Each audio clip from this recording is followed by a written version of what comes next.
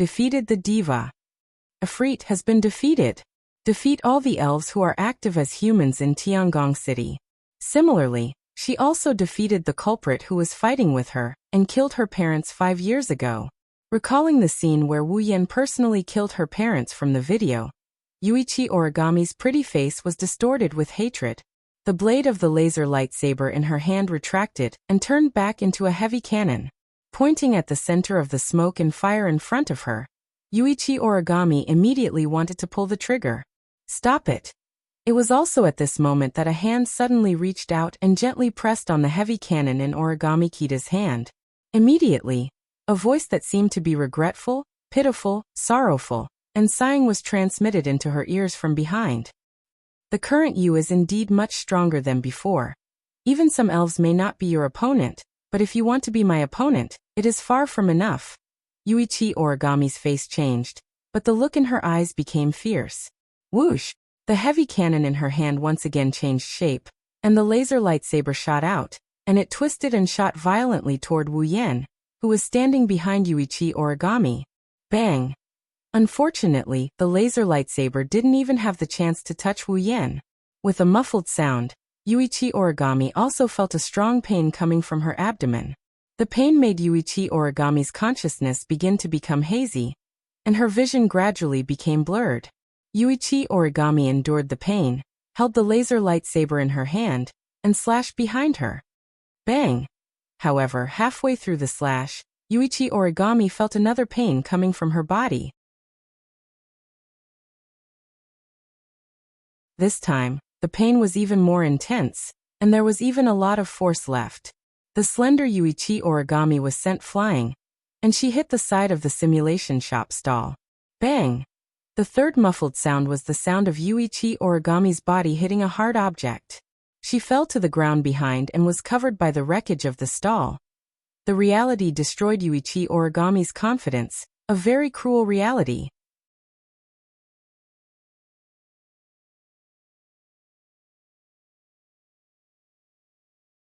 Chapter 1240.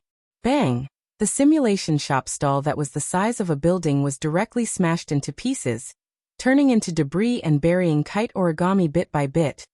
Looking at Kite Origami that was covered in the debris of the simulation shop stall, Wu Yan took a deep breath and shook his head. Have you calmed down now? Let's talk after you calm down. Cough cough. In the debris, Kite Origami pushed away the debris of the simulation shop stall that piled up on her body. She coughed twice and wanted to stand up, but she couldn't do it no matter what. Because of the Tori, the injuries on Kite Origami's body were not too serious, but the injuries were still not optimistic. From beginning to end, Wu Yan only made 2 moves. However, in those 2 moves, the first blow shattered the Tori on Kite Origami's body, broke her defense, and caused her some damage. The second blow landed directly on her body without holding back, seriously injuring Kite Origami. Even if Wu Yan deliberately held back and only used brute force, Wu Yan's physical strength was originally very strong. Not only did he have the body of a true ancestor, but he had also been purified and strengthened by the magical pool water. Even if it was just brute force, it was not something that ordinary people could resist. The current Kite Origami was very strong. How could the strength that she had paid a painful price for not be strong? However, she was only a little stronger than Zhen Na, not enough to be compared to Irene. Compared to Wu Yan, she didn't even need to think about it. Lying in the debris of the simulation shop stall, Kite Origami tried her best to raise one of her hands. She couldn't help but grit her teeth, and her heart was abnormally sad. Whether the injury was serious or not, it didn't matter to Kite Origami at all. Compared to the injury on her body, Kite Origami's heart was the real injury. Was this the power that she had exchanged for at the cost of her life? Was this what she relied on to defeat all the elves in Heavenly Palace City? In the end, wouldn't he be unable to take revenge for himself? In this case, even if she could defeat the other elves, what was the use? He looked at the hand that he had raised with all his might. Toichi Origami looked at the trembling bird and extended it into the air, as if it was a believer who had fallen into darkness and was pursuing the light. His originally bright eyes gradually dimmed. Power. He needed strength. He needed to be able to take revenge. The The power to grant wishes. He had sacrificed the youth of the first half of his life, spending almost all of his time on what others would consider to be extremely cruel training, was all for the sake of strength. He sacrificed a large amount of sleep to study the usage of equipment, to improve the control skills of the CR unit, and undergo extremely dangerous combat training was also for the sake of strength. For the sake of power, Tokichi Origami had put everything he had into it. Now, she had even given up her life and dignity. She had even shown her inhuman side in front of the most important person in her heart. The power she had obtained was like this. The power he gained after sacrificing everything. In the end, he still couldn't defeat Wu Yan, he couldn't defeat his nemesis. In that case, what was the point of living in this world? Why am I alive? Tokichi Origami looked at the sky in despair. She lowered her hand and kept muttering. Power. I need power. The power to take revenge, the power to grant wishes. Power. Power. Repeating the word power, Tokichi Origami's eyelids became heavier and heavier. She slowly closed her eyes. You said you want power? Just as Origami Kitsune was about to lose consciousness and fall into darkness, an inconceivable, unidentifiable male or female voice, like a very unique noise, rang out. The sudden sound caused Kita Origami, who was about to fall into darkness, to wake up. Her eyes instantly opened. Then, Tokichi Origami saw an object that was even more inconceivable than a voice. No, rather than an object, it was more accurate to say that it was an existence. That's right, it was a pure existence. It was impossible to describe it as anything concrete. He could barely feel that it existed there, but he couldn't see it in its physical form. He could only see a group of mosaic-like things floating there, as if it was watching Kite Origami. Tokichi Origami looked at it in a daze. You are me? It seemed to be laughing, but she didn't know what it was laughing at. After laughing, it opened its mouth and said, I am an existence that can give you power. Power. Tokichi Origami's dim eyes suddenly lit up. Yes. Power. It asked with a seductive tone. Do you want power? I can give it to you, and it's an extremely powerful power. Extremely powerful power. Tokichi Origami forgot to breathe, and forgot to react. She just stared at it in a daze. There was only one word left in her heart. That is power. With Tokichi Origami's personality, even if she didn't treat it as an illusion, she wouldn't be so easily led by it and fall into its topic. She might even become hostile towards it, because of her vigilance. But now, it appeared at the moment when Tokichi Origami's heart was at its weakest. Thus, Tokichi Origami used her subconscious to answer this question that she had decided on from the start. Power. I want power. As if he had gone crazy, Yuichi Origami squeezed out his voice and used all of his strength to shout out. No matter what price I have to pay, no matter what I have to sacrifice. Give me power. Give me absolute power. Give me power to surpass everyone. Surpass all fairies. Surpass the strongest power of Itoshido. At this moment, Tokichi Origami's shout was definitely enough to create an echo that resounded through the entire Sky Palace square. But strangely, not only did the shout not create an echo, and Tokichi Origami heard it. Other than that, this voice couldn't even be transmitted through the air. As for it smiled. She couldn't see its expression, she couldn't even see its body shape, but Tokichi Origami could feel it. It was indeed smiling. If you want it, I'll give it to you. It opened its mouth and stretched out its hand towards Kenichi's origami. On top of it, there was a gem that was emitting a dazzling white light like a star. Take it. This is the power you want. The power I want. Tokichi Origami held her breath and stared at the gem in its hand. She couldn't help but ask. It can give me power? Yes. Yes. Great power? Yes. Yes. The power to defeat Itoshido? Yes. There was an imperceptible pause in its tone before it answered immediately. Yes. Tokichi Origami held her breath and her breathing quickened. She looked at the gem as if she was possessed. She unconsciously raised her hand and extended it towards the gem. As if disdaining Tokichi Origami for being too slow, also extended its hand towards the gem. The gem was getting closer and closer to Tokichi Origami's hand. Just as Tokichi Origami's hand was about to touch the gem, a black shadow suddenly barged into this world of two people and instantly wrapped around its hand. That black shadow was also a hand. Both Tokichi Origami and it were stunned. They didn't expect this to happen. It was also at this moment that a third person other than Tokichi Origami and it spoke. I'm clearly here, but you're treating me as if I don't exist. This is the first time I've encountered something like this. As soon as he finished speaking, a torrential flow of magic power abruptly surged. Boom. The vast amount of demonic energy transformed into a violent shockwave that hit it and sent it flying. Instantly, it that was covered in mosaics shot out like a cannonball. It smashed one stall after another and created a deep trench in the ground. It only stopped after smashing into another stall. Then, its head raised its head and looked forward. In the next moment, it saw Wu Yan's cold smile. In Wu Yan's hand, its gem is quietly lying there. It's emitting a gentle white light.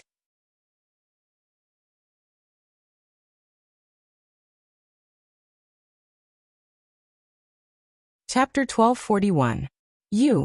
Tokichi Origami looked at Wu Yan, who suddenly appeared beside her and knocked away it, who wanted to give her power. Her pretty face was slightly distorted. However, Wu Yan didn't have the time to pay attention to Tokichi Origami. His eyes were attracted by the incredible existence in front of him, covered in mosaic. He didn't know if it was a man or a woman, a human or a ghost. It wasn't the first time Wu Yan saw this existence. It wasn't the first time Wu Yan saw its form either. However, this was the first time he saw it face to face. Staring at the existence floating in the air, Wu Yan's eyes gradually rippled. You're Phantom, aren't you? Phantom? Phantom tilted its head. Its strange voice was a little confused, but it quickly became relieved. Is Phantom referring to me? That's my identification name, right? What? Don't you know? Wu Yan sneered. I heard from Kwang-san that you're quite good at collecting information, right? You don't even know that you've been given such an identification name? I really don't know. Phantom's voice didn't fluctuate at all. I usually don't take the initiative to collect this kind of insignificant information. Oh? It seems that even if you're moving in the dark, it's not much easier than moving in the open. At least I don't have the time to relax. Phantom said word by word in an indiscernible voice. Wu Yan could feel it clearly. Different from the casual conversation, the other party's eyes were also staring at him. Although there was no vigilance in its eyes, it definitely wasn't relaxed either. Come to think of it, if Wu Yan does anything to harm it, Phantom would definitely run away without hesitation, wouldn't she? This was an existence that was destined to live in the dark. In an instant, Wu Yan gave Phantom such a position in his heart. Because of this, he didn't want to force it to stay and ask for some inside information. Before he was sure that he could catch Phantom, Wu Yan didn't dare to act rashly. After all, encountering a phantom is not an easy thing to do. I have a question, Phantom suddenly said. How did you find me? Hearing this, Wu Yan raised an eyebrow and said with a smile. You're talking to Tokichi Origami in front of me, and you're asking me how I found you? There's a spirit barrier around me. Phantom ignored Wu Yan's perfunctory answer and explained. This spirit barrier. Not only can it help me hide my appearance and voice, but it can also weaken my presence under my control. Although your strength is very strong, I believe that if you don't pay special attention, you shouldn't be able to discover me, right? Spirit barrier? Wu Yan didn't answer the question about Phantom. Instead, he focused on the word Phantom. Then, he looked at Phantom with a meaningful gaze. Since it's a spirit barrier, then you should be an elf, right? Phantom was silent for a moment before nodding. I am indeed an elf who has been looking for companions. No, an elf who creates companions. Creating companions. Wu Yan narrowed his eyes. Why? I can't answer this question. Phantom replied. Although I can't answer your question, I hope you can answer mine. This is so unfair. Wu Yan pursed his lips. He glanced at Tabichi Origami, who was glaring at him, and he continued. Indeed. I didn't pay special attention to you. I didn't notice your arrival without any hostility or attack. But don't forget. You started talking to Tabichi Origami the moment you showed up. Wuyan shrugged. Although I didn't notice your existence, the injured origami kite started a conversation out of nowhere. She must be talking to herself, or she must have a partner. With her personality, I don't think that talking to herself could make her so excited. So you noticed a third party and paid special attention to it. That's how you noticed me, right? Phantom continued Wu Yan's words and muttered. I see, I was careless and didn't take the child's actions into consideration. That's the gist of it. Wu Yan leaned to the side and stared at Phantom. Then, it's time for you to answer my question, right? Question. Phantom repeated Wu Yan's words. Why did I create elves?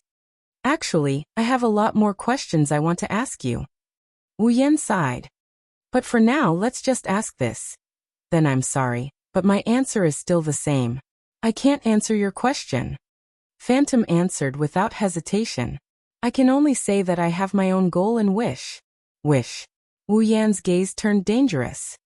Then, will your so-called wish harm the elves? Phantom was speechless. After a long while, she finally replied with this sentence. I'm not sure if it will harm the elves, but I'm sure I have no hostility towards them. Wu Yan didn't say a word as he stared at Phantom. Phantom didn't speak either.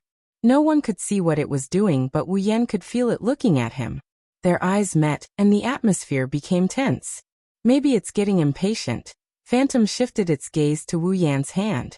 To be more precise, it's looking at the gem that Wu Yan snatched from it. It spoke in a serious tone.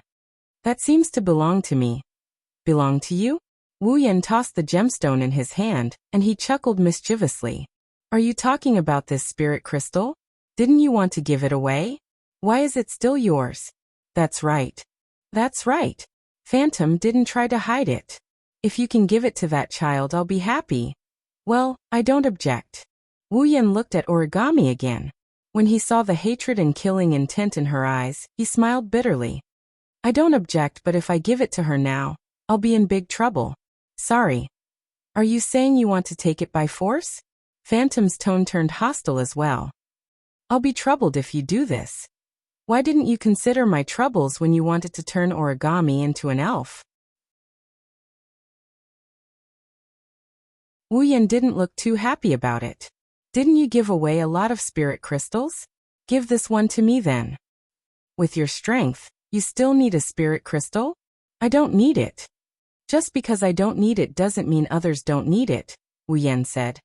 I'm giving it away anyway. I can choose who I want. Phantom was speechless. I guess that's the only way. You're saying you agree? Wu Yan laughed. Thank you so much for your generosity. I just don't have the confidence to take it from you. Phantom turned around. However, you have to remember that there's a limit to the use of the spirit crystal. The more compatible the attribute of the spirit crystal is with the target, the more powerful the elven power will be after the elven transformation. Kite Origami is definitely a rare and suitable target for this spirit crystal. If you've solved your problem, I hope you'll still give the spirit crystal to her. After all, I also want to see the birth of a powerful spirit. Phantom turned around and looked at Wu Yan. You have great power, even I fear you. I don't know what kind of existence you are, but I don't want to be your enemy. You have a special relationship with the elves. Even that child Kurumi was moved by you. The elves that gathered around you all seem to have changed. To be honest, I'm very surprised. Of course, I don't know if this change is good or bad, so let me observe for a while. I hope we won't become enemies in the future. Phantom's body started to fade away. When the last sentence was said, Phantom completely disappeared without a trace.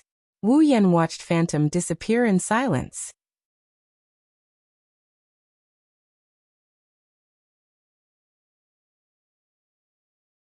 Chapter 1242. Above Heavenly Palace City Fraxinus. Repair progress is at 80%, estimated to be completed in 3 hours. Memory erasure is in progress, searching for remaining targets. The impact of this incident has been contained within the effective range, Related follow-up missions are in progress. The impact of the incident on Heavenly Palace Square is minimal. There shouldn't be any trouble. Listening to the Ratatosker members in the command room reporting the progress and summary of the work while operating the instruments in their hands, Coterie, who was on the command platform, rubbed her forehead and finally nodded. Finally, the impact has been minimized. There won't be any more trouble. I have to thank Meijio for this. Wu Yan patted Meijio's head and praised her. If Meijio hadn't used the Army Destroyer Singer to control all the witnesses in the Heavenly Palace Square, we probably wouldn't have been able to find her even if we wanted to erase their memories. Moreover, we didn't let any outsiders barge into the Heavenly Palace Square and disperse the crowd.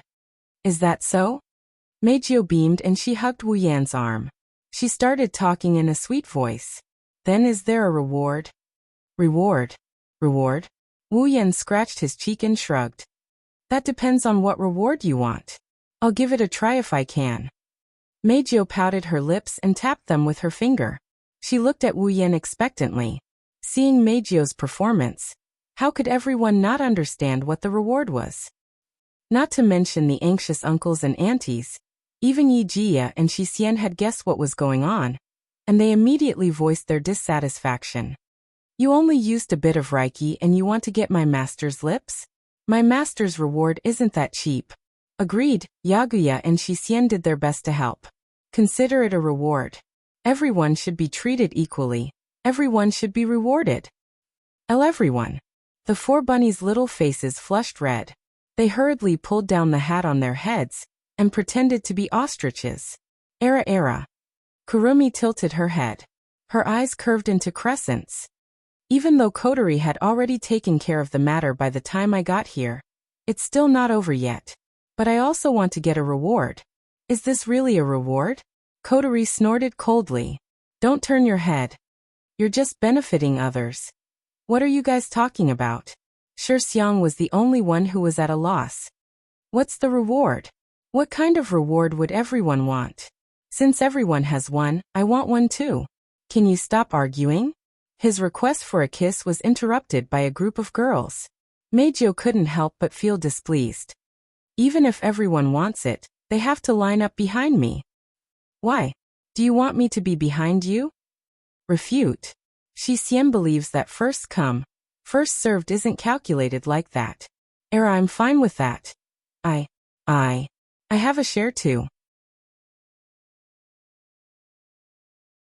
The group of elven girls voiced their opinions one by one.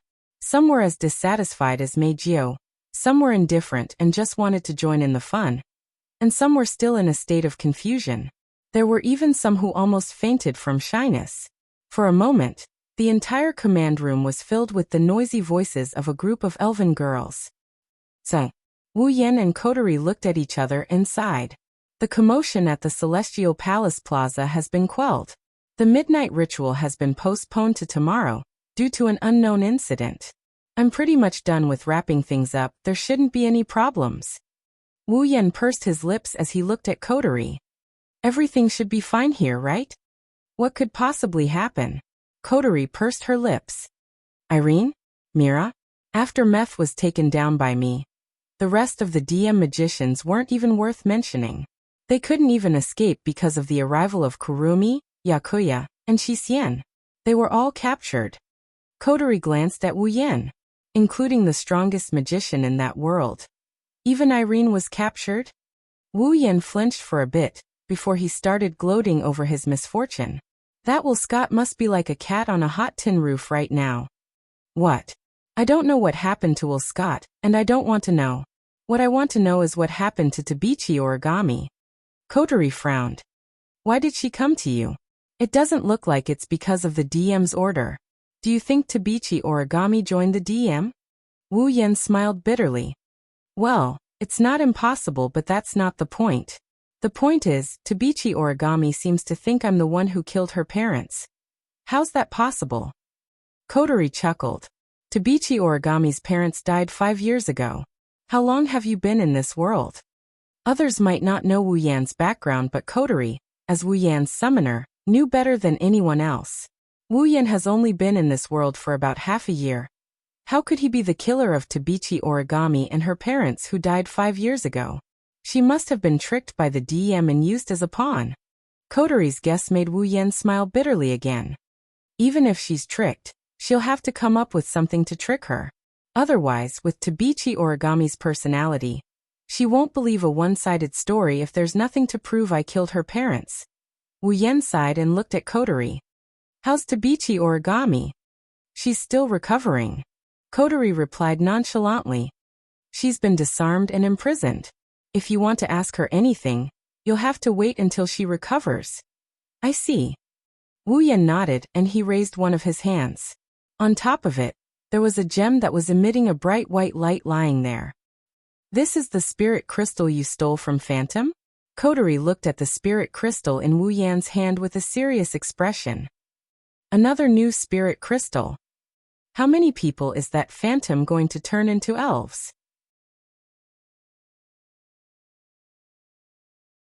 Who knows? Wu Yan shook his head and shook the spirit crystal in his hand. It said it has its own wish. It wants to see the birth of a powerful spirit. I don't know why. Then why did you let it escape? Kotori glared at Wu Yan. Her eyes were filled with anger. If we can capture Phantom, we'll definitely gain a lot. We don't even know what ability it has or how strong it is. Why would we attack it? Wu Yan rolled his eyes at Kotori. Although I didn't sense any danger from Phantom, even I couldn't tell how it disappeared in the end. If I try to catch it, not only will I fail to catch it, I might not even be able to get this bit of information. Wouldn't that be even less worth it? You're right. Kotori's face was filled with disbelief. But it wasn't easy to find a Phantom, but we can't get any useful information. Wouldn't that be a waste of time? Who said so? At least we know Phantom has her own goals, and to achieve that goal, she needs to create strong spirits. Wu Yan narrowed his eyes as he raised the spirit crystal in his hand. This spirit crystal itself is also a reward. Also, Phantom mentioned that the strength of the target sprite will be determined based on their compatibility and compatibility with the spirit crystal. This is also a piece of information. Wu Yan looked at Kotori, who still can't get over it. He knocked her on the head with an amused expression. Phantom won't be our enemy for the time being, so let's put it aside for the time being. All right. Kotori nodded helplessly. We'll talk about this spirit crystal later. Now, Tabichi Origami is receiving treatment. I'm going to see Irene. Mira? What about you, Methers? Me. Wu Yan raised an eyebrow and smiled. Of course we're going together.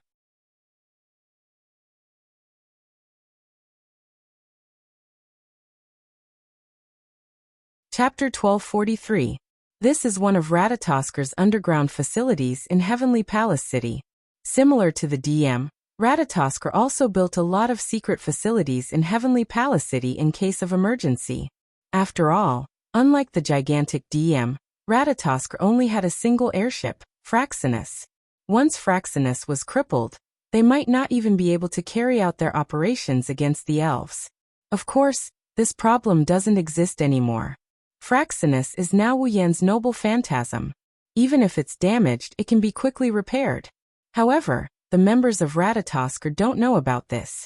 Thus, the existence of secret facilities is still necessary. For example, this secret facility is now being used to imprison Irene. Actually, if you want to imprison Irene, it's best to imprison her in Fraxinus. Compared to these secret facilities, Fraxinus facilities are undoubtedly much more advanced and advanced. However, Irene isn't an ordinary person. She's the strongest magician in the world. She's even stronger than most elves. Placing such a dangerous person in Fraxinus, if something were to happen and Irene managed to escape, then even if Fraxinus was turned into a noble relic, it wouldn't be able to handle the burden of Irene causing a ruckus. Therefore, after defeating Irene, Kotori directly picked her up and transferred her to this facility for interrogation and punishment. After the battle with Kotori, Irene's injuries are very serious, even more serious than Kenichi Origami. However, Irene seems to be used to these injuries. Before Kotori caught her, she already treated her injuries. After she was imprisoned, she was treated again and basically healed. This can be seen from this. Even if Kenichi Origami's strength increased greatly after being treated with magic, she still can't compare to Irene. However, it's not a good thing for her injuries to heal first. At least, Kenichi Origami is injured. That's why Kotori didn't bother her for the time being. Under Kotori's lead, Wuyan walked down a corridor wider than any other corridor in Fraxinus. After a series of rhythmic footsteps, they arrived at the entrance of a room. This is the place. Kotori stopped at the entrance of the room. She quickly keyed in the password on the identification device beside the door and placed her palm on the scanner. Then, with a light electronic sound, the door slowly slid open and revealed the situation inside. It's a very spacious room. The light in the room was dim, and it felt a little like a small black room. The walls in all directions were made of steel, and there were all kinds of mechanical instruments placed inside. In the middle of the room, there's an isolated space made of solid glass. The isolated space was a place that looked like an ordinary living room with very ordinary furniture. If you didn't look at the glass, it would be an ordinary living room. On the sofa in the living room, an expressionless young girl with cold eyes was sitting there. It's Irene. This woman has been acting like this ever since she was transferred here. Until now. Kotori's tone was filled with displeasure. I wanted to interrogate her. However, with this woman's arrogant personality and her loyalty to Will Scott, I don't think she'll be able to get anything out of her even if we interrogate her. So, I might as well just leave her here.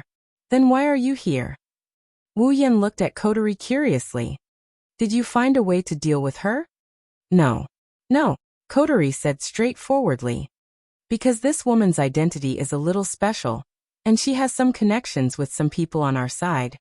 We can't use any forceful methods to make her spit out information about the DM. But I didn't want to let her go, so I just left her here. Kotori glanced at Wuyan. I came to her because I have something to tell her. Fine. Wuyan shrugged. I'll go greet her then. The two of them looked at each other. Then, both of them lifted their feet and walked toward the isolated space. Inside the hall, Irene turned around when she heard the door open. When she saw Wuyan and Kotori, her purple eyes flickered for a bit before returning to normal. Then she went back to her original state, and she maintained her silence. Kotori gave Wuyan a look. Wuyan didn't know whether to laugh or cry. He rubbed his chin and walked up to Irene with an evil grin. When Wuyan arrived in front of her, she wanted to maintain her silence. However, Wuyan's first sentence shattered all her plans. She couldn't keep her silence any longer. Do you want Will Scott to live? Irene raised her head and met with Wuyan's half-smile. Her eyes trembled, and she suppressed her fear. She pretended to be cold and indifferent as she opened her mouth. What do you mean? Kotori couldn't help but look at Wuyan in a different light when Irene finally reacted to the outside world.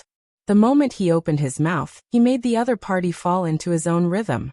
He used the other party's weakness to make a sharp statement. There was simply no one who had a more wicked sense of humor than him. Do you need me to be more specific? Wuyan stared at Irene and raised two fingers. He didn't know Kotori had a bad impression of him. Now you have two choices. He put one of his two fingers together and put the other one in front of Irene. First, you tell me where Will Scott is right now. I can't guarantee that I won't do anything to him. Maybe I'll cripple him, but I definitely won't kill him. Wuyan ignored Irene's change of expression and raised two fingers again. Two, you don't have to say anything. I'll look for Will Scott myself, but once I find him, you can buy flowers for him to use when you visit his grave. Wuyan smirked as he looked at Irene. His wine-red eyes were filled with coldness. His stare told Irene that he's not joking around. You have two choices.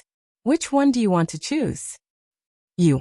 Irene couldn't help but bite her lips and hatefully speak. Do you want me to betray Irene? Wuyan turned his back to Irene and said, If I wanted you to betray Will Scott, I would brainwash you instead of wasting my time talking to you. On the island of Homi, your dem had designs on us. I defeated you and destroyed one of your airships. We're even now. In Tiangong City, your dem had designs on Meijio again, so I destroyed the Dem's branch company to call it quits. Wu Yan met Irene's gaze and sneered. This time, you went to Coterie and Ratatosker, but I haven't settled the score with you yet. Tell me, what should I do to make this even? In less than a minute, Wu Yan's series of words shattered Irene's cold demeanor. Each and every one of his words pierced deep into Irene's heart. Like sharp arrows, Irene's heart clenched in pain and she forgot to breathe. Itoka Shido. Clenching her fist, Irene's expression turned ugly. Don't you dare hurt Irene. I'm curious where you got the confidence to make such a declaration. Wu Yan laughed. What do you think Will Scott has? Dem. Magician? Display device? Bandersnatch. Are these things useful? Irene's expression froze. Heh. Wu Yan grinned at Irene's stunned expression. As long as I'm here, your Dem will never be able to do anything to us. What's more, you're still in my hands now. If Will Scott has the heart to abandon you, this trump card, then I'll treat you as the price for offending us this time. It's not impossible for us to settle the score once again. Think about it. Wu Yan walked out of the isolated space, leaving behind a pale Irene and a helpless Coterie. They didn't say anything for a long time.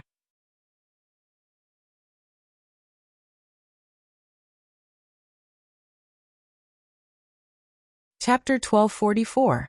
In the sky above Tiangong City, Fraxinus. Inside an isolated ward, Tabichi Origami, who is wearing a hospital gown, is lying on the bed. She glared at Wu Yan, who is standing beside her bed with a hateful expression. Wu-he. Sure Dao. Looking at how Tabichi Origami looked like she wanted to pounce on him and bite him. To be honest, Wu Yan felt a lot of pressure. Obviously, Tokiichi Origami had completely regarded him as the enemy who killed his parents. But Wu Yan didn't do anything. The feeling of being wrongly accused was really too unpleasant. What's even more annoying is that the person who wronged him is a cute girl. Moreover, she was a cute girl that he was more or less acquainted with. How can Wu Yan feel good about being wronged by a cute girl? He can't beat her up and she won't believe him. Rubbing his aching forehead, Wu Yan looked at Tabichi Origami with a mentally and physically exhausted expression. He enunciated each and every word that came out of his mouth. Listen up, I didn't kill your father, nor did I kill your mother. Tabichi Origami's expression didn't change in the slightest when she heard that. Her face is still filled with hatred. Obviously, she didn't choose to believe Wu Yan's words. Sigh. Wu Yan sighed helplessly. What should I do to make you believe me? I won't. I won't believe you. Without even thinking about it, Yuichi Origami bit her lips. Her voice sounded like it was squeezed out from the depths of her throat as she looked at Wu Yan coldly. I saw everything with my own eyes. Where did you see it? When did you see it? What did you see? 3 questions popped out in a row, perfectly displaying Wu Yan's frenzied mood. Even if you think I'm your enemy and you want to kill me, you should at least let me know what happened. I didn't do anything. Why are you so sure I did it? You should at least give me an explanation. That's right. Toka stood up and shouted at Tabichi Origami. Shido would never do something like that. Yakuya snorted. He crossed his arms in front of his chest. Master, if he killed someone he would definitely admit it. Plus, you can't do anything to him even if he admitted it. There's no need to pretend. I agree. Shisian raised her head slightly, closed her eyes, and nodded heavily. I believe Master. Since Master said he didn't do it. Then he didn't do it. That's right. Meijio chimed in. She said helplessly. My dear is so strong. Why would he do anything to a normal couple? Back then, when I accidentally hurt some powerless fans, Dear also lost her temper. She taught me a good lesson. I think so too. Sigue raised his hand weakly. Brother Shido wouldn't do anything to normal people. Kotori and Kurumi didn't say anything, but their eyes told Tabichi Origami that they believe Wu Yan didn't kill her parents. However, Tabichi Origami didn't buy it. Instead, she glared at Kotori, Kurumi, and Toka. Do you want me to believe a bunch of elves? Ha! Kotori sneered. You're still discriminating against me like always. You brought disaster to this world. You have no right to say such things. Tabichi Origami gritted her teeth and glanced at the elven girls. It's because of your existence that so many disasters happen in this world. Only by killing you can peace be restored to this world. There won't be another example like me, where my family was destroyed by you. You. Toka and Yakuya were furious. They wanted to step forward, but Wu Yan stopped them. He looked at Tabichi Origami. Indeed, when the 10 fragrances appeared, it destroyed many places and caused many disasters. But fortunately, there has never been a case of anyone being injured. The destructive power of the 4 fragrances spacequakes from the present realm is very low. It may be able to injure people, but it is not fatal. Yi Juya and Shi Xian had the strongest spatial tremors when they appeared, but they were always in the air. They didn't even destroy a single building, let alone humans. Kotori and Meijio were transformed from ordinary humans into elves. Apart from Meijio appearing once, they've been living as ordinary humans for the rest of their lives. Wu Yan looked at Tabichi Origami and took a deep breath. So, I'm sorry, but I will never agree with your theory of destroying other people's families. A warm current flowed through the hearts of Kotori, Toka, Yoshino, Yashioya, Yoshihiro, and Meijio, causing them to involuntarily smile. However, what they got in return was an even colder gaze from Koichi Origami. What about her? Tabichi Origami's eyes narrowed as she looked at Kurumi. Are you going to say she's never harmed anyone? All the elven girls were speechless, unable to say a word. Perhaps when Kwang-san appeared, she didn't hurt a single person because Heavenly Palace City had taken comprehensive measures to defend against space shocks. But later, she killed more than 10,000 humans with her own hands. How could a being known as the evilest elf not have harmed anyone before? The elven girls were speechless. Kurumi didn't retort either. Wu Yan was the only one who opened his mouth to speak. Those people who killed Kurumi aren't bad people, who only know how to bully the weak and fear the strong. They're pests in society. Wu Yan said bluntly. It doesn't matter if a person like that dies. Kurumi was stunned by Wu Yan's words. The smile on her face widened. Tabichi Origami opened her eyes and stared at Wu Yan. Her voice was as cold as ice. As expected, I won't believe you. At this point, I don't expect you to believe me. Wu Yan waved his hand as if he had given up. He glanced at Tabichi Origami. However, I want to know why you think that I'm the murderer of your parents. Tabichi Origami didn't speak, nor did she explain. She just continued to stare at Wu Yan, releasing an extremely sharp gaze. Wu Yan smiled bitterly, patted his cheek and stood up. Since you don't want to say it, then I can only use a more violent method. He walked directly to Tabichi Origami. Before she could react, Wu Yan suddenly stretched out his hand and put it on her forehead. Your memory, let me read a little bit. As soon as his voice fell, Wu Yan closed his eyes. A trace of magical power emerged from the hand on Tabichi Origami's forehead, and it operated at an extremely fast speed. Before Tabichi Origami could react and tried to break free from Wu Yan's hand, a mysterious small magical formation appeared in Wu Yan's hand with a burst of light. The sudden bright light pierced Tabichi Origami's eyes and she instinctively closed them, forgetting to struggle. It didn't take long before the light weakened, and the surging magical power calmed down. Wu Yan released his hand from Tabichi Origami's forehead and opened his eyes, filled with shock and confusion. What's wrong? Kotori couldn't help but ask. Did you read anything? Yes. Wu Yan nodded and he met Kotori's gaze. His eyes and face were filled with confusion. Tabichi Origami obtained a video from Will Scott. The video inadvertently captured the scene of Tabichi Origami's parents' death. In the video, the person who killed Tabichi Origami's parents is me. You. The fairy girls held their breaths. Miko hurriedly spoke. Could it be a forgery? Or is there a mistake? A forgery. Wu Yan pondered for a moment, then shook his head. Perhaps, but I can't see any signs of forgery in the video. Don't tell me you also think you killed Tabichi Origami's parents. Kotori frowned. Don't forget, you only appeared in Tiangong City half a year ago. You're right. Wu Yan's face was still filled with confusion. Right at this moment, Kwang-san suddenly spoke. Why don't you see it with your own eyes?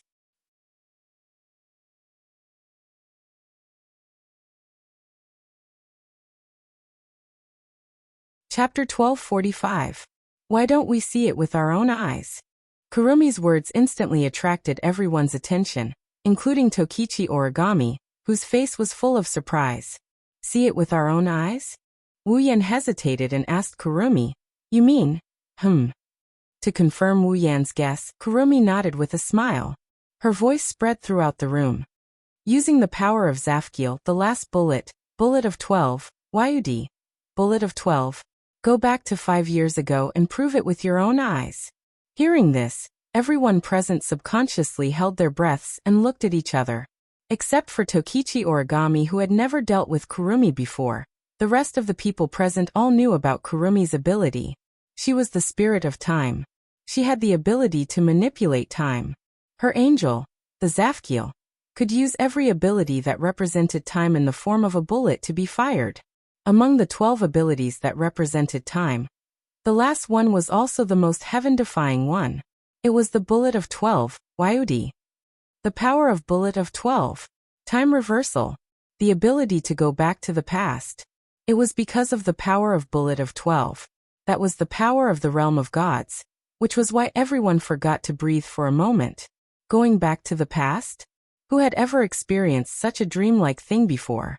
Wu Yan was able to travel back in time to 5 years ago, due to his battle with Kurumi. But because he had experienced it himself, he felt it was unreal. No matter what, traveling through time and returning to the past was a dreamlike thing. Even though they knew Kurumi had such an ability, they couldn't help but have such a reaction. Even those who were familiar with Kurumi's abilities were shocked. Needless to say, Origami, who had just learned of Kurumi's ability for the first time, was even more shocked. He was so shocked that even his mind went blank. Finally, Wu Yan, who had experienced going back to the past, reacted first. He scratched his cheek and frowned. Using the power of bullet of 12? Using the power of bullet of 12 to go back to the past to confirm something. Isn't that making a big deal out of nothing? I don't think so. But Kwang-san, on the other hand, disagreed. I recall that my husband once told me that an accident occurred during our battle, and we were transported back in time to 5 years ago. That was also when Kotori's power was sealed, right? Wu Yan nodded. Kurumi's expression turned serious. Then is it possible that it was at that time? What if my husband accidentally killed Origami's parents? That's impossible.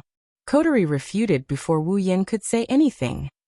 You should have seen the memory that was erased by Phantom, right? Before my brother disappeared, he had always been by my side. How could he have killed Origami's parents? No, I wasn't by your side when I first appeared, Wu Yan said calmly. At that time, I first appeared in other places. Later, I found Kotori, and before I found Kotori, I was always alone. In other words, Meijio covered her mouth to suppress the shock that surged up in her heart. Dear, did you really kill Tokichi Origami's parents without knowing it? That's impossible.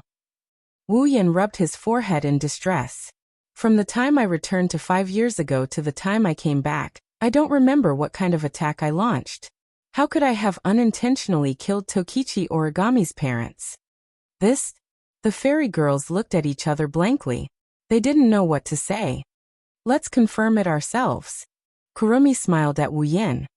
Even if it's not to confirm whether Lord Husband killed Origami's parents, it's still necessary to confirm what Lord Husband did when he went back to 5 years ago.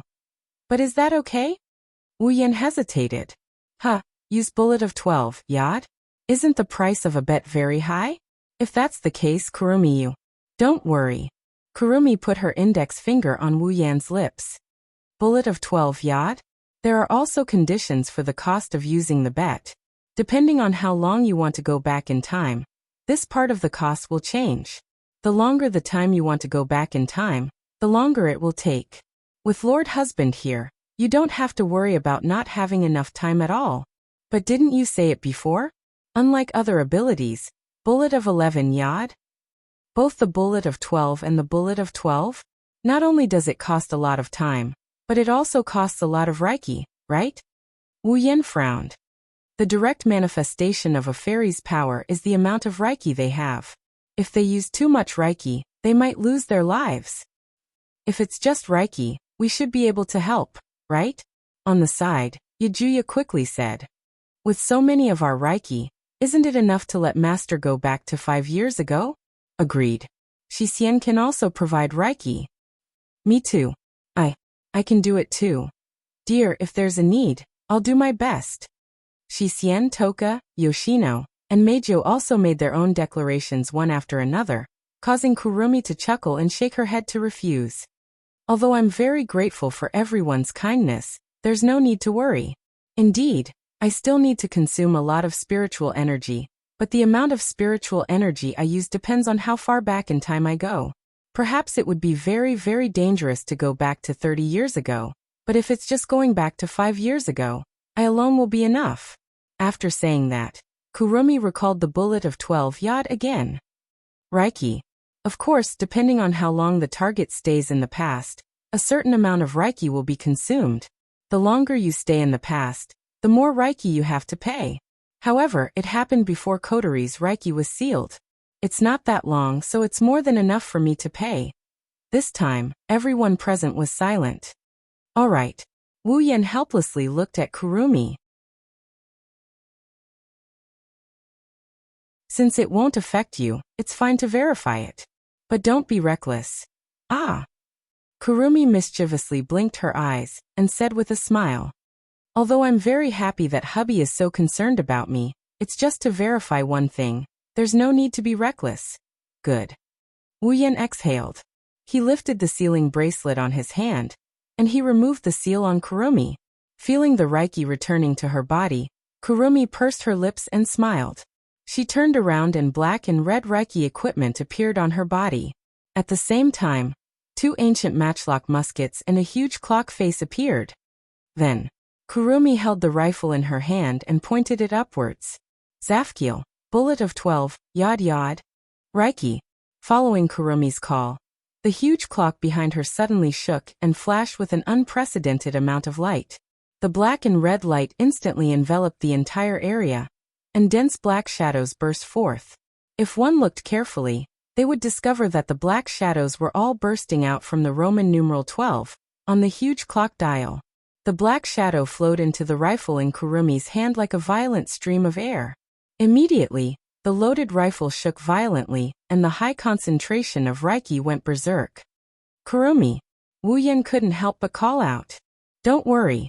Kurumi raised the corner of her mouth at Wu Yan, and revealed a reassuring smile. She aimed her rifle at Wu Yan and pulled the trigger. Bang. A jet-black bullet shot out from the muzzle of the rifle, leaving a black trail in the air as it landed on Wu Yan's body. In the next second, the space started to distort. Wu Yan's body started to distort from where the bullet hit. It was as if he fell into a small black hole. As the distortion expanded, Wu Yan's body also started to distort. Finally, it disappeared.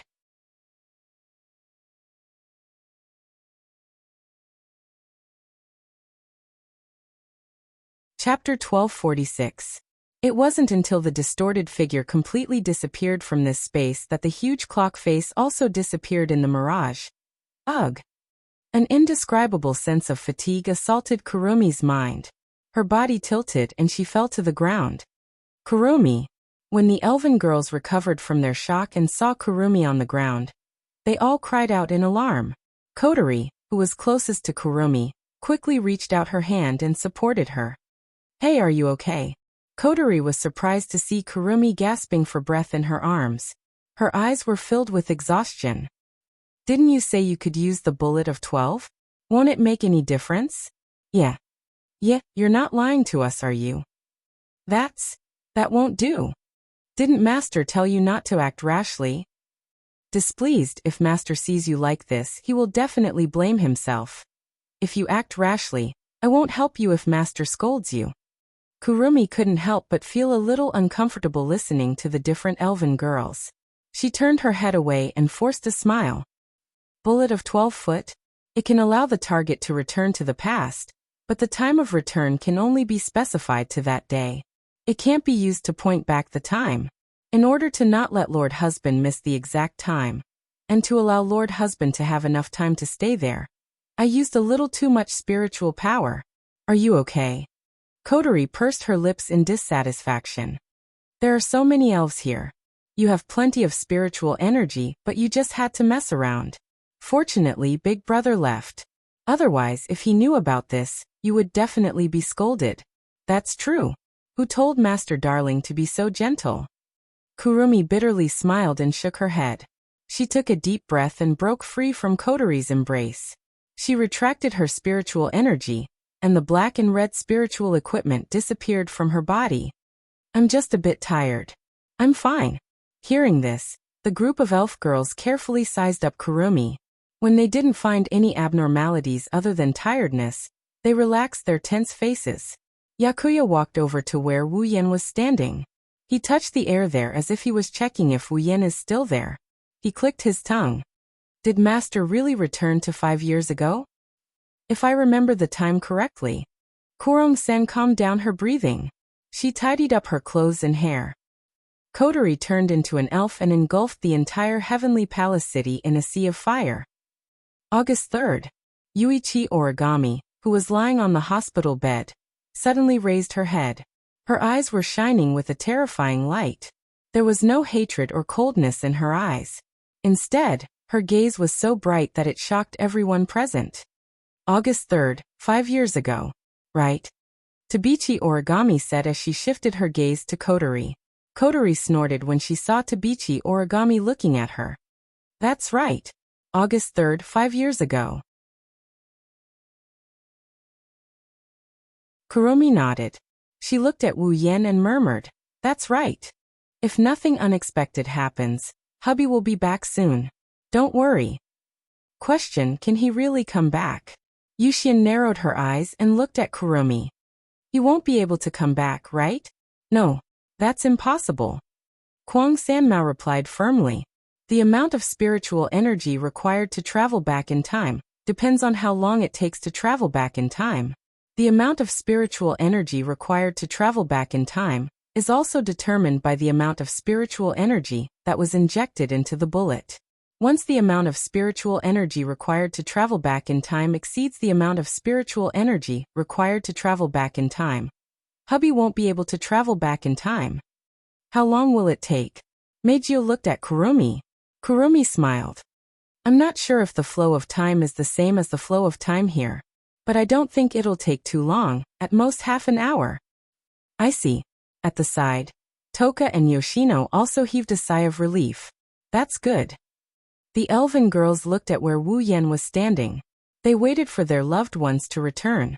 At this moment, Origami Kitsune suddenly made a sound. Toka Kurumi, I want to borrow your power. Tokichi Origami's sudden words stunned all the girls present. You. Kurumi looked at Toka Origami in shock. What did you just say? I want to borrow your power. Toka Origami stared at Kurumi. Her eyes glowed with passion. I want to borrow your angelic power that can travel back in time. Hearing Tabita Origami's words that contained a different kind of emotion and the rich light in his eyes, Tabita, Yoshino, Yagoya, Shisien, and Meijio didn't know how to react. They could only stare blankly at Tabita Origami with their mouths slightly agape. Is this still the cold and emotionless Toka Origami? Kotori and Kurumi glanced at each other as if they had seen through Tabichi Origami's thoughts and looked at her. You want me to use the bullet of 12 on you? Do you want to bet on it? That's right. Toka Origami's eyes rippled. She looked at Kurumi and said, as long as you promise to help me, I can do anything you want. You want to return to 5 years ago too, right? Kotoni said to Tabichi Origami expressionlessly. You want to change history and save your dead parents, right?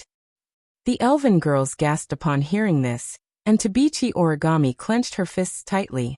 Unconcealable hope and determination appeared on her face, confirming Kotori's words.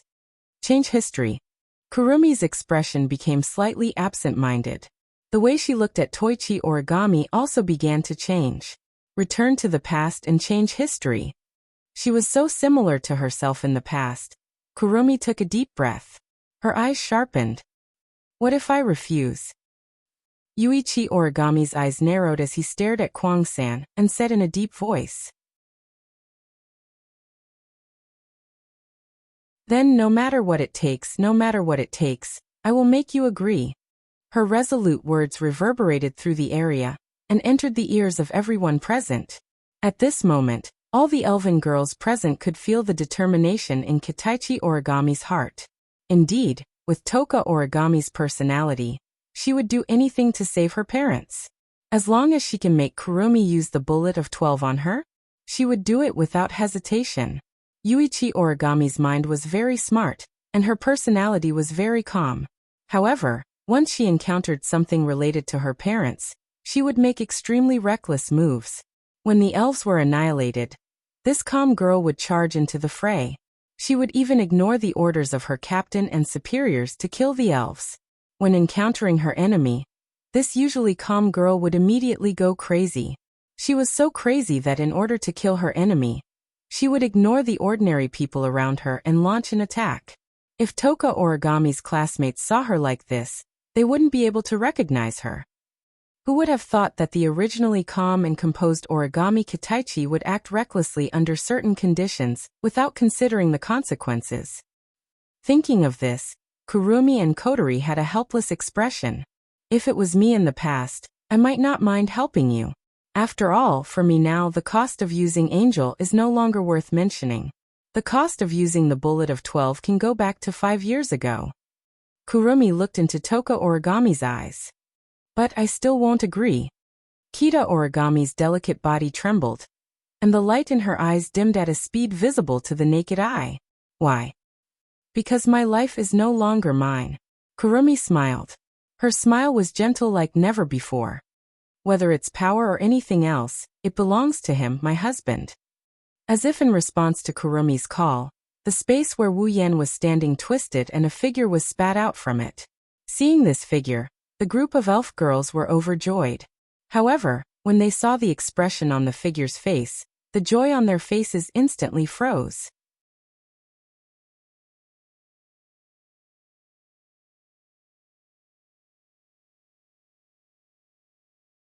Chapter 1247. Bitterness. Bitterness is written all over his face. Wu Yan appeared in the isolation ward again, this time in front of everyone. Bitterness is written all over his face.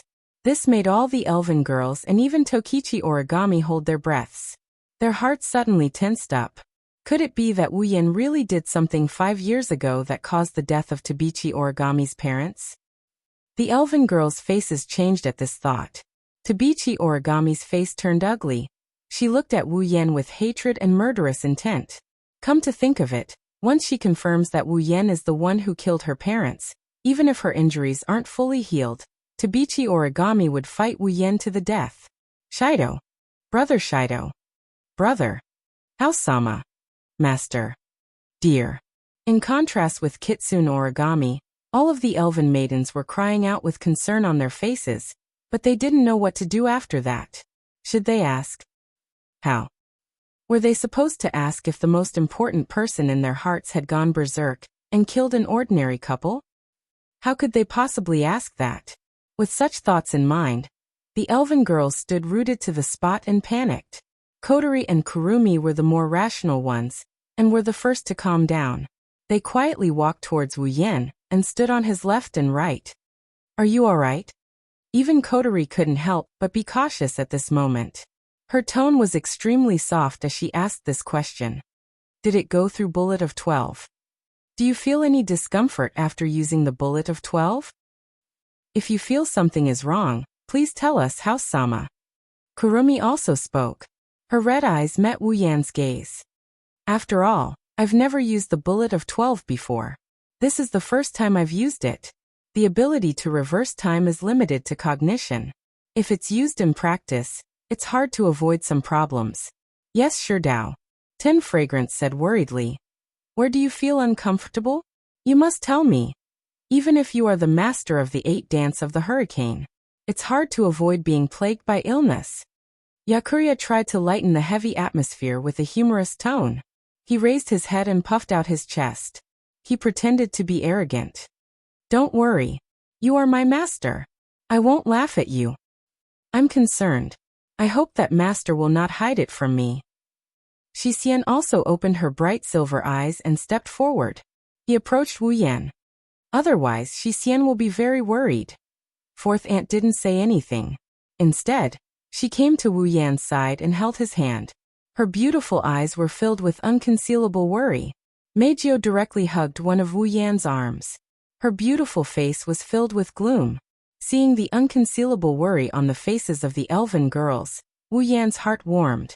The bitterness on his face faded away and turned into a gentle smile.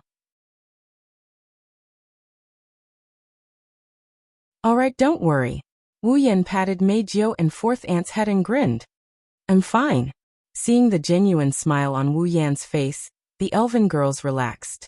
Only Tabichi Origami stared at Wu Yan and spoke in a deep voice. What did you do 5 years ago?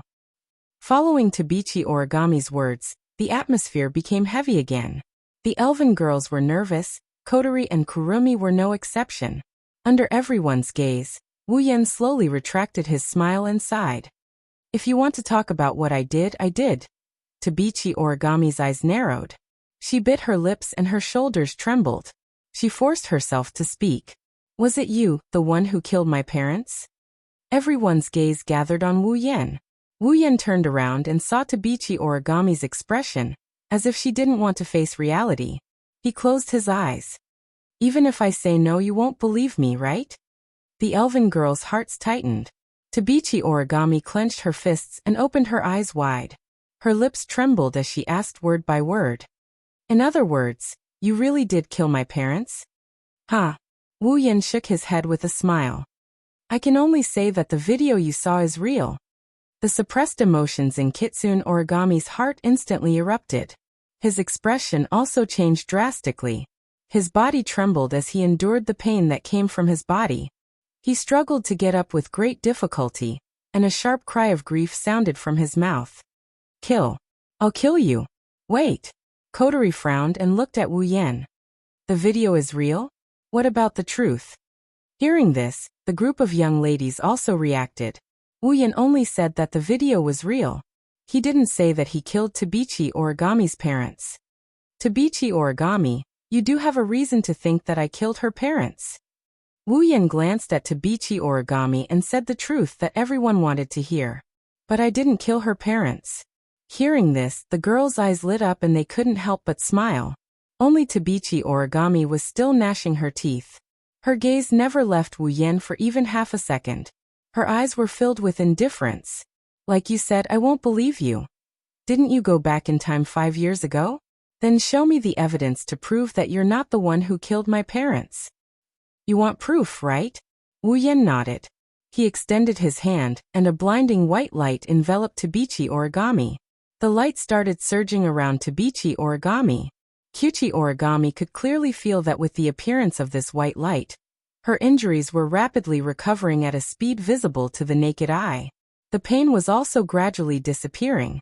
When the white light dissipated, Kyuchi Origami still felt that her body did not have much strength, but it was no longer a problem for her to move. Kanon healed Koichi Origami's wounds with the help of the Angel of Holiness. Wu Yan turned around after he healed her. If you want to know if I killed your parents, come with me. Wu Yan ignored Kotoichi Origami's reaction. He grabbed Yono's hand, and they walked out of the room. Meijio, who was hugging Wu Yan's arm, followed them. The other girls exchanged glances, and they quickly followed after them. Even Kotoichi Origami hesitated for a bit before she got off the bed and walked out of the room. Under Wu Yan's lead, the 7 elven girls and Tabichi Origami were teleported from Fraxinus to Heavenly Palace City. They arrived at a field full of flowers and plants. Heavenly Palace City is a city that is often damaged by spacequakes, so it's rare to see a field like this. Therefore, this is a well-known place. Today, however, there's no one here. It's probably because of the Tianyang ritual. With Wu Yan in the lead, the 9 of them entered the wilderness. They passed through the beautiful scenery and headed deeper into the wilderness. It didn't take long for them to arrive at a place overgrown with weeds. Wu Yan stopped, and he scanned his surroundings. It should be here. Where's the evidence? Tabichi Origami asked coldly as if she was prepared to ask this question. Where's the evidence you're talking about? Wu Yan didn't answer Tabichi Origami's question. Instead, he turned his back to everyone and looked at an empty field in front of him. Dense mana swirled around his body and condensed into a pillar of mana. With a wave of his hand, the pillar of mana shot out and smashed into the empty field in front of him. Bang! With a loud explosion, a shockwave as strong as a tsunami blasted out. The shockwave engulfed the entire area in a cloud of dust. Wu Yan didn't care about the shockwave. He raised one of his hands and mana surged out from his palm. In the next moment, all the girls saw, in front of them, 2 huge blocks of ice flew out of the dust and landed in front of Wu Yan. Ice blocks? The girls looked at each other and walked forward. However, when they saw the full appearance of the ice block, their eyes widened and their faces were filled with shock. What? Tabichi Origami's expression changed drastically. In the end, her eyes were filled with disbelief. Kite Origami muttered absent-mindedly as if he was sleep-talking. Dad. Mom, yes. There are 2 people in the ice blocks. They are Tabichi Origami's parents. How? How? All the girls present were dumbfounded.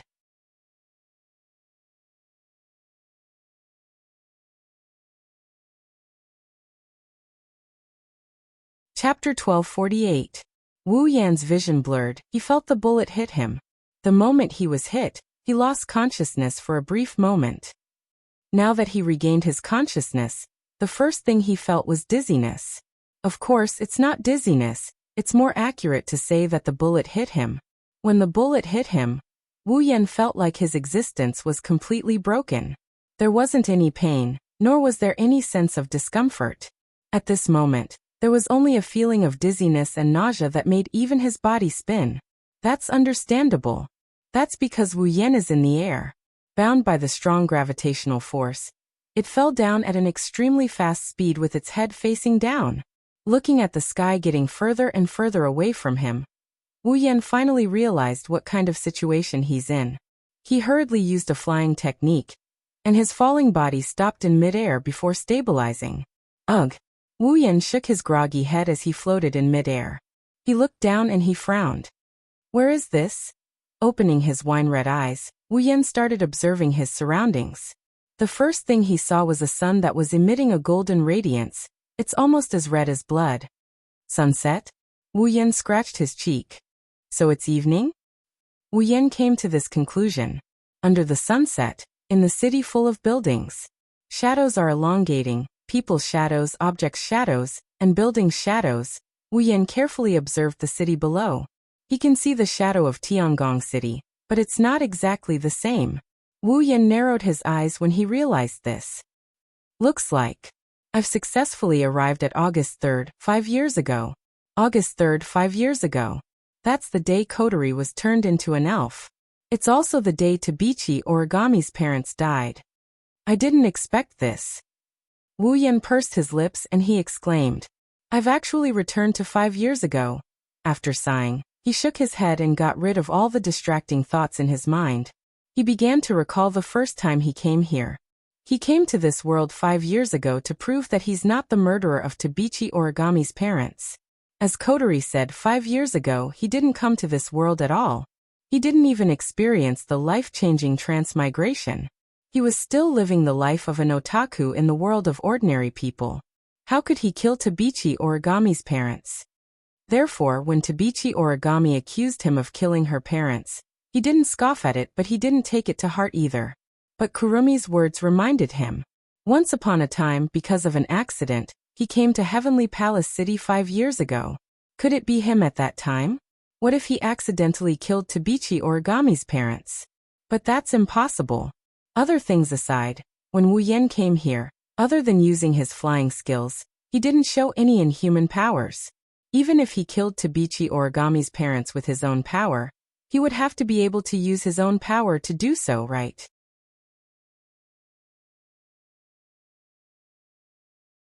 In Tabichi Origami's memory, it was Wu Yan who attacked and killed Tabichi Origami's parents. The two contradicted each other. Even Wu Yan couldn't figure out what was going on.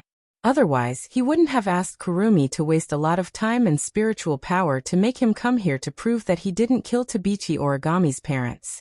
Of course, other than that, when Wu Yan returned to this time, he still had a huge doubt that needed to be confirmed. Wu Yan recalled the first time he traveled back in time 5 years ago. He looked in a certain direction, and he turned into a ray of light and flew forward. In that direction soon he would welcome his first time traveling through time and space. He only needed to follow him at that time and monitor him all the time. Then he could figure out whether he killed Tabichi Origami's parents or not. Just like himself at that time, he didn't know how long he could stay here, so he had to act as soon as possible. After clarifying his purpose, Wu Yan flew toward his destination at top speed. Then, not long after, a sharp alarm spread from the heavenly palace city below. That was not a spacequake alarm. It was a fire alarm.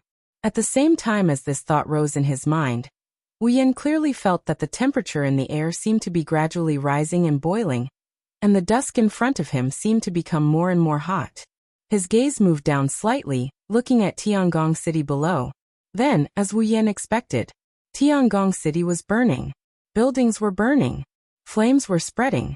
There were also the sirens of fire trucks and ambulances, fire alarms, people's screams, messy footsteps, and all the sounds were intertwined, forming a hellish scene in the sea of fire.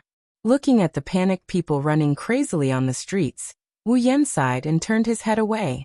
With his strength, wanting to extinguish this fire was a simple matter. However, in that case, it would definitely cause irreversible historical changes. At present, Wu Yan didn't have the confidence to be strong enough to do such a thing as changing history, as he wanted without causing any impact. Therefore, he could only watch the big fire in Tiangong City. He simply closed his eyes and flew to the place where he arrived in his memory. After a long time, suddenly, a strange feeling appeared in Wu Yan's senses, making him stop abruptly. The magical power on his body rose, and a crude invisibility was used to hide his figure. In the next second, a very familiar figure appeared. It was Wu Yan, who traveled through time and space and came to Tiangong City 5 years ago. Looking at how his previous self went from a face full of panic to forcefully calming down and flying forward, Wu Yan felt curious, and at the same time, he hurriedly followed her. In the past, he was just a half-baked true ancestor who hadn't even reached the 8th level. He didn't have the heaven-defying red jade mode, nor did he have a powerful familiar.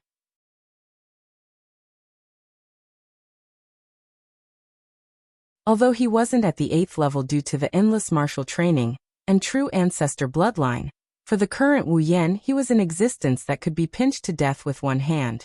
Therefore, Wu Yan was very confident in following his previous self, not afraid of being discovered. He carefully observed his previous self's every move to see if he inadvertently did anything. Unfortunately, Wu Yan was disappointed. Well, it wasn't that he was disappointed. His previous self didn't do anything. He just kept flying forward until he reached the center of a burning sea of fire. When he saw the young coterie, he stopped and flew down. At this point, it can be said that the death of Tokichi Origami's parents had nothing to do with Wu Yan. After all, after meeting the young coterie and sealing her spiritual power, his past self would disappear under the gaze of the young coterie and return to the world 5 years later. Just now, his previous self was also under his own surveillance. He didn't do anything unnecessary. It didn't match the image in Tokichi Origami's memory at all. Could it be that the image was fake? With this thought in mind, Wu Yan observed his past self. He comforted Kotori, who was crying because she turned into a fairy. Then he gave her the sealing bracelet. Then he floated into the air amidst Kotori's cries and screams before disappearing into thin air. Nothing out of the ordinary happened during the whole process. Wu Yan watched his previous self disappear in midair, and a part of Kotori's memory erased by the phantom that appeared in the center of the sea of fire. He sighed and frowned. The suspicion of him killing Tokichi Origami's parents can be cleared. However, Wu Yan wasn't happy at all. How did Tokichi Origami's parents die? How should he solve the other question in his mind? Wu Yan turned his head and he looked in a different direction. He turned into a ray of light, and he continued flying forward.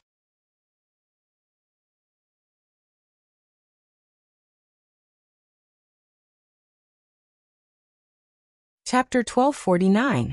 Toichi Origami is a pitiful and sad person. She was clearly living a happy and peaceful life. But one day, not only was the place where she lived corroded by a sea of fire, even her parents couldn't escape death. How cruel was this for a little girl who was at most 11 or 12 years old? Of course, no matter how cruel it was, the death of Toichi Origami's parents was an established fact. No matter how sad Toichi Origami was, this fact could not be changed. If this matter ended here, Toichi Origami would only be a person who met with misfortune in life. But the saddest thing is, Toichi Origami didn't let herself become a pitiful person. The saddest thing is, she witnessed the entire process of her parents' death. She even witnessed the person who killed her parents. Thus, from that moment onwards, this pitiful young girl embarked on a pitiful path. Hatred. These two words became Koichi Origami's life for the next 5 years. For the sake of revenge, such an ordinary girl walked on a completely different path from ordinary people, and became a magician who surpassed human beings. For the sake of revenge, such an ordinary magician invested all his time into cruel training, just to have the power to support the hatred in his heart and avenge himself. For revenge, she could use any existence that could be called a monster as the target of her venting. For the sake of revenge, she sacrificed time and space, allowing herself to embark on a pitiful path. But this isn't the saddest part. Wu Yan, who knows the original plot, knows something else. This girl who only had vengeance in her life had always been seeking revenge. The target of her vengeance wasn't the elves who she hated the most, nor was it Kotori who she hated the most, nor was it her current self who she hated the most. That's right. Toichi Origami herself. She herself was her own enemy. Wu Yan still remembers. In the original work, Koichi Origami, who was searching for power, encountered a phantom at a certain point in time, just like the previous time. He was given a spirit crystal and became an elf. After becoming an elf, Toichi Origami went to find Kurumi and asked her to use her bullet of 12. The power of bet sent her to the day her parents died. By killing the phantom, whom she mistook as the enemy who killed her parents, she changed the history of her parents' deaths. At that time, Toichi Origami walked on a path of no return. Because after using the bullet of 12, yad, she returned to 5 years ago. Koichi Origami fought with the phantom of that time. In the end, a stray bullet from his attack accidentally hit his parents from 5 years ago, causing them to die. In other words, she used the bullet of 12. The power of return to 5 years ago, and Origami Kite, who had turned into a fairy, was the culprit who had killed his parents. This is the most cruel experience of this pitiful and sad girl's life.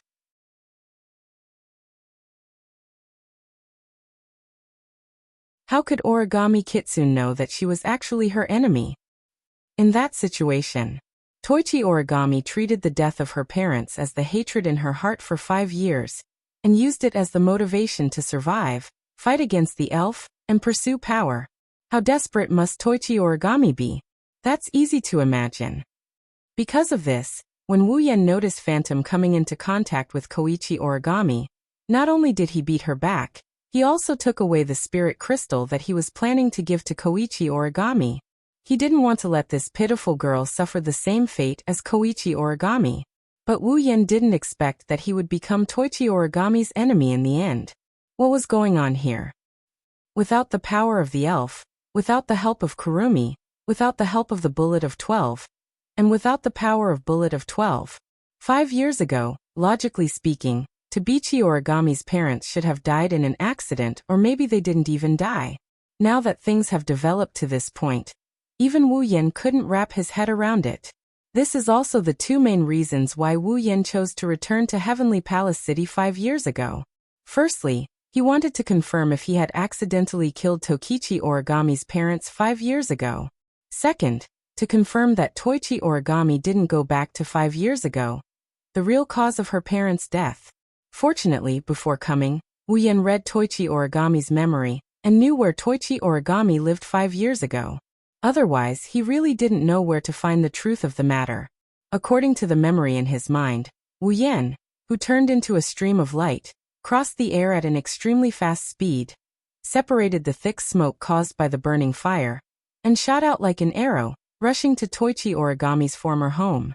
Although Heavenly Palace City is still quite big, Wu Yan's speed is also very fast. It didn't take long for him to arrive at the place in his memory and look at a building below.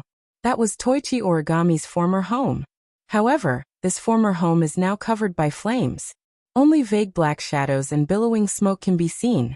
Other than that, only the fiery red flames are left.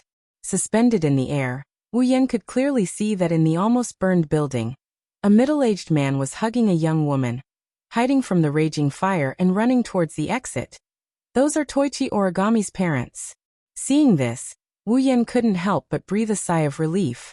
Fortunately, Toichi Origami's parents are not dead yet. Just when Wu Yan breathed a sigh of relief below, an accident happened. He saw that in the building, a heavy object that was originally hanging at the top suddenly lost its support under the burning flames and fell down. And under the heavy object, Toichi Origami's father was hugging his wife and escaping there in a panic. Seeing this, Wu Yan's heart tightened. Without time to think, he waved his hand and an invisible force suddenly blew away the heavy object that was falling towards Toichi Origami's parents. Unfortunately, it was a bit too late to make a move now. The falling heavy object was deflected by an invisible force. The heavy object that was supposed to fall on the heads of Tokichi Origami's parents rolled and landed on the backs of the parents who were passing by. After a loud muffled sound, Toichi Origami's parents fell to the ground on the spot and fainted.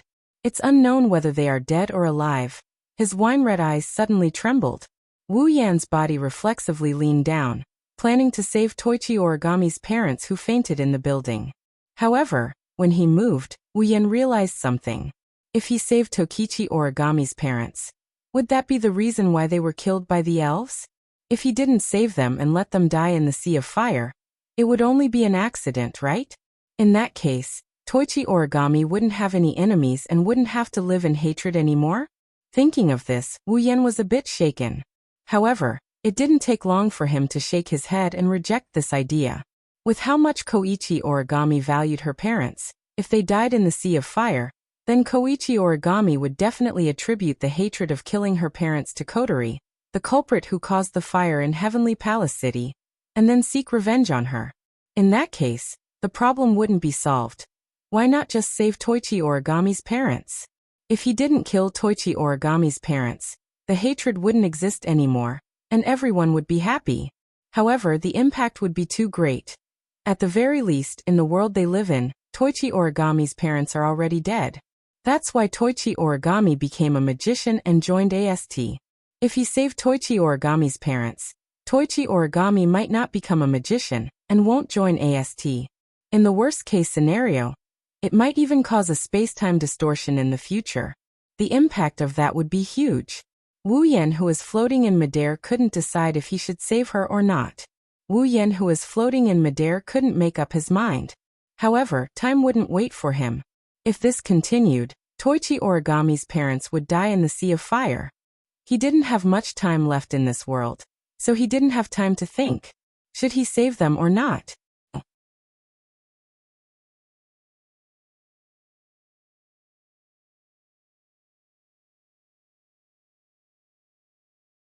Chapter 1250. If he saved Kenichi Origami's parents, the future would be changed, and it would have a huge impact on the world 5 years later. It is even possible that Wu Yan's past with the elven girls would be completely negated, and everything would become chaotic. If he didn't save them, Kenichi Origami's parents would die and Kenichi Origami would be controlled by the curse of hatred and become a pitiful person. No matter which option he chose, the result would be something Wu Yan didn't want to see. Compared to Wu Yan's relationship with the elven girls, Kenichi Origami's future didn't matter at all. After all, Tabichi Origami is Wu Yan's classmate. Due to their identities, they are like fire and water. Normally, they wouldn't even greet each other when they see each other. They might even fight each other. Comparing Tabichi Origami's future with Wu Yan's and the other elf girls' futures, Tabichi Origami's future is incomparable. But if possible, Wu Yan still wanted Kenichi Origami to be saved. You could say that he was overflowing with sympathy, or that he was just putting on an act. In any case, To let him helplessly watch such a pitiful young girl walk down a path without a bright future. He admitted that he really couldn't bear to watch, looking at Kenichi Origami's parents who were lying in the middle of the sea of fire. Wu Yan finally made a decision: save. But he couldn't just save them without any consideration. He had to save Yuichi Origami's parents under the condition that it wouldn't affect the future. Thinking until here, Wu Yan's mind instantly turned, and he focused on the current state of Kenichi Origami's parents. He also started to look for a feasible solution. Let the target be hit by the bullet of 12 yod. Power can't be maintained forever. According to the amount of Reiki given by Kurumi, it will determine how long Wu Yan can stay in this period of time. Wu Yan didn't know how long he can stay in this period of time, but it definitely won't be too long. Finding a solution during this period of time won't affect the future. Finding a way to save Kenichi Origami's parents isn't an easy task. Wu Yan pondered while paying attention to Kenichi Origami's parents. He couldn't help but bitterly smile. If Yukari was here, she would be able to find a solution in an instant, right? No. Yukari doesn't have to be here. Even if Shokuho Masaki was here, she would be able to find a solution in time. Not only won't affect the future, but he also has to save the people who were supposed to die. What should he do? Clenching his fists, sweat started dripping down his forehead as he tried his best to suppress the impatience in his heart. He tried desperately to think of a solution. If he doesn't affect the future, then he will have to make Kenichi Origami's parents in the next 5 years. Moreover, he had to make Origami mistake them for elves and kill her parents. Thinking, Wu's Origami's parents' Masaki Origami's parents' misfortune? Also, Kenichi Origami's parents' death must be witnessed by an elf. Then 5 years later. Then, Kenichi Origami's parents' reappearance. That way, he can save Kenichi Origami's parents without affecting the future and reunite them. But how should he do it? Wu Yan has a way to make Kenichi Origami's parents disappear in the next 5 years. Wu Yan can also think of a way to make Kenichi Origami's parents' death, and mistakenly believe that they're no longer in this world. But what should he do if he wanted Tokichi Origami to witness his parents being killed by an elf? Where am I going to find an elf to kill Kenichi Origami's parents? Was he supposed to ask Kotori or Phantom for help? That's just bullshit. The best way to deal with this is to do it himself. But he's not an elf, no. Wait, Wu Yan paused. A bright light flashed through his wine-red eyes. Who said he's not an elf? In this world, wasn't he treated like an elf? Thinking of this, Wu Yan's expression changed drastically. In the end, it turned into a bitter smile. I see. That's how the video came about? Wu Yan sighed with a bitter smile. I really feel like I'm a sucker. Wu Yan took a deep breath and disappeared from the spot. When he reappeared, he was in the building next to Kenichi Origami's parents. He reached out to check the breathing of Tabichi Origami's parents. When he found that they are still breathing weakly, he relaxed his tense expression. Good, they're not dead. A dense light flashed from his hand and shone on Tokichi Origami's parents. Instantly, the injuries caused by the falling heavy objects and the burns caused by the flames on the heavy objects recovered at a speed visible to the naked eye until they were completely healed. After that, Wu Yan retracted the power of the Holy Angel. He picked up Kenichi Origami's parents and disappeared again. How could this be? Outside the house that was covered in bright red flames, a little girl of about 11 or 12 years old stood there in a daze. Her white hair was pinned up to her shoulders with a hairpin. She watched as her house gradually turned into black charcoal. Her expression was gradually covered by despair. Daddy! Mommy! Kenichi Origami's petite body trembled as she screamed at the top of her lungs. She was hoping for a response. In the future, she would have charged into the fire without hesitation. However, she was only a child and didn't have the courage to do so. Daddy! Mommy! Kitsune Origami could only continue to shout. The more she shouted, the more her body trembled. The expression on her face also became more and more desperate. Until a certain moment, a loud sound suddenly rang out, covering her voice. It was the sound of the house's door being kicked open from the inside.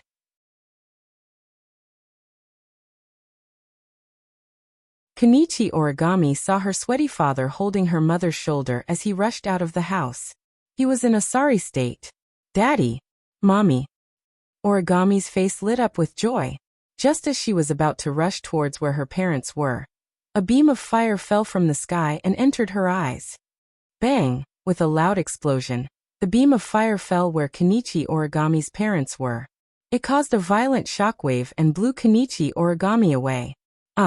Under the attack of the shockwave, Origami Kite fell to the ground not far away. However, the pain that she imagined did not come.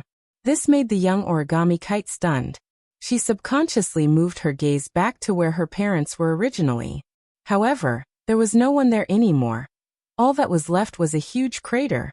A strong sense of dizziness struck Toichi Origami's mind. It was as if the entire world was twisting. Her vision was shaking. Toichi Origami stared blankly at the hole where her parents were supposed to be standing. There was only one thought left in her mind. How could this be? Keeping a blank expression on her face, Yuichi Origami uncontrollably raised her head and looked at the source of the fire. Then her pupils violently shrank.